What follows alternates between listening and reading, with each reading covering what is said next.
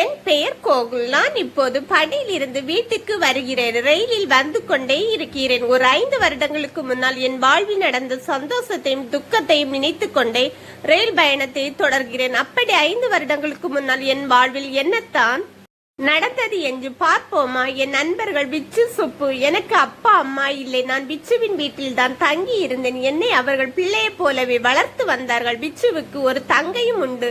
நாங்கள் மூவர் ரொம்ப சந்தோஷமா எங்கள் வாழ்க்கையை கழித்து வந்தோம். மூவரும் ஒரே கல்லூரியில் சேர்ந்து படித்த. இப்போதுதான் சித்ரா, வனிதா எங்களுடன் படித்தனர். சித்ரா கொஞ்சம் பெரிய இடத்து பெண், திமிர் பிடித்தவள் கூட. ஆனால் வனிதாவுக்கு என் நண்பன் விச்சுவை ரொம்ப பிடிக்கும்.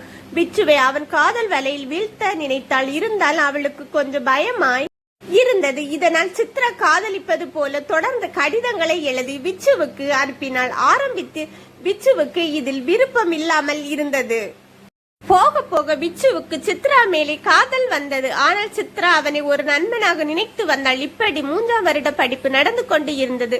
அப்போது சித்ராவிடம் இருந்து ஒரு கடிதம் வந்தது. இன்று நாம் எல்லாரும் பிரிகிற நாள். இந்த நாளில் எல்லாரின் முன்னால் நீ நம் காதலை தெரியப்படுத்த வேண்டும் என்று எழுதப்பட்டு இருந்தது. இதை உண்மை என்று நம்பின விச்சுவோ மறுநாள் கல்லூரியில் எல்லார் முன்னாலும் ரோஜா பூ வாங்கி கொடுத்து சித்ராவிடம் தன் காதலை வெளிப்படுத்தினான்.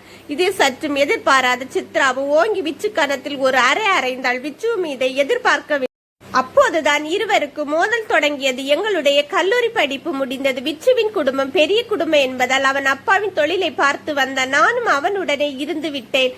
திடீரென ஒரு நாள் சித்ரா என்னிடம் வந்து, என்னை கேவலப்படுத்தின உன் நண்பனை நான் கண்டிப்பாய் பழு வாங்குவேன் என்று சபதம் செய்தாள். அதன்படி சித்ரா விச்சுவை மெல்ல மெல்ல நெருங்க ஆரம்பித்தாள். அவனை காதலிப்பது போல நடித்தாள். நான் விச்சுவிடன் எவ்வளவு சொல்லியும் அவன் என்னை நம்பவில்லை. ஒரு வழியா சித்ரா விச்சுவின் திருமணம் சிறப்பாய் நடந்தது. அதன் பிறகுதான் விச்சுவின் வாழ்க்கையில் மாற்றம் ஏற்பட்டது.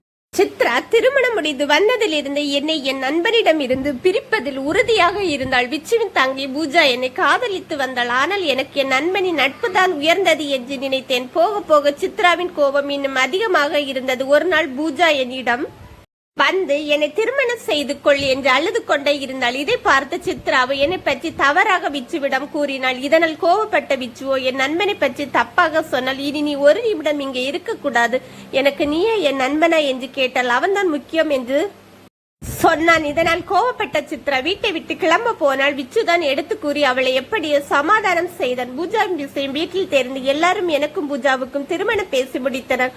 ஒரு வழியா எல்லா பிரச்சனையும் முடிந்தது என்று நினைத்தால் அடுத்த பிரச்சனை தொடங்கியது. ஒரு நாள் வீட்டில் எல்லாரும் கோவிலுக்கு சென்றிருந்தனர். அப்போது வீட்டில் சித்ரா மட்டும் தனியா இருந்தால். கோவிலுக்கு கொண்டு செல்ல தேங்காய் மறந்து விட்டதால் வீட்டில் போய் என்னை எடுத்து வர சொன்னார்கள். நான் வீட்டிற்கு வரும்போது சித்ரா ஒருவனுடன் வெளியே நின்று அழுது கொண்டு பேசியிருந்தாள். அதை பார்த்து எனக்கு அதிர்ச்சியாய் இருந்தது.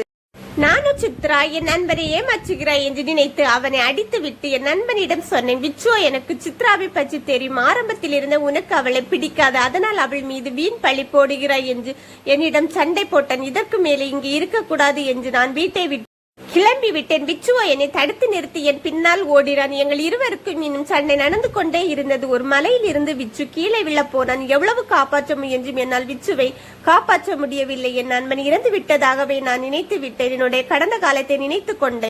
நான் இறங்கும் இடத்தை அடைந்தேன். நாங்கள் மூவரும் சேர்ந்து சுற்றின இடத்தை எல்லாம் போய் பார்த்து நான் அழுதேன். அங்கே இங்கே அலைந்து திரிந்து ஒரு வழியை என் நண்பன் வீட்டை அடைந்தேன். அங்கே ஒரு குட்டி பையன் பந்தை போட்டு விளையாடி கொண்டே இருந்தான். என்னை பார்த்ததும் அங்கிள் என் கூட விளையாட யாரும் இல்லை, நீங்கள் வருவீர்களா என்று கேட்டான். எனக்கு புரிந்தது இது விச்சுவின் மகன்தான் என்று. அந்த நேரம் பார்த்து சித்ரா, கோகுல் யாருகிட்ட பேசுகிறாய் என்று எட்டி பார்த்தாள். என்னை கண்டதும் அழுது கொண்டு, கோகுல் என்னை மன்னித்து விடு என்று வனிதா செய்த அனைத்து வேலையையும் சொன்னாள். அஞ்சலி பார்த்தது விக்னேஷுடன் நான் பேசியதை பார்த்து நீ தப்பாய் நினைத்தது, விக்னேஷ் தான் நடந்த எல்லா உண்மையும் சொன்னான். வனிதா விச்சுவை காதலித்து இருந்தாள். ஆனால் விச்சு என்னை தான் காதலித்து வந்தான். அதுதான் என்னை பழிவாங்க அவள் செய்தது. என்னை மன்னித்து விடு என்று சித்ரா என்னிடம் மன்னிப்பு கேட்டாள். நானும் புரியாமல் ஏதோ செய்து விட்டேன், என்னை மன்னித்து விடு என்று சித்ராவிடம் மன்னிப்பு கேட்டேன். சித்ரா இங்கே வா, உனக்கு ஒரு சர்ப்ரைஸ் இருக்கு என்று என்னை அழைத்து சென்றாள். ஒரு அறையில் அங்கே என் நண்பன் விச்சு உயிரோடு இருந்தான். என் 5 வருட கண்ணீரை மொத்தமாக அழுது தீர்த்து விட்டேன். சுய நினைவு இன்றி இருந்தான்.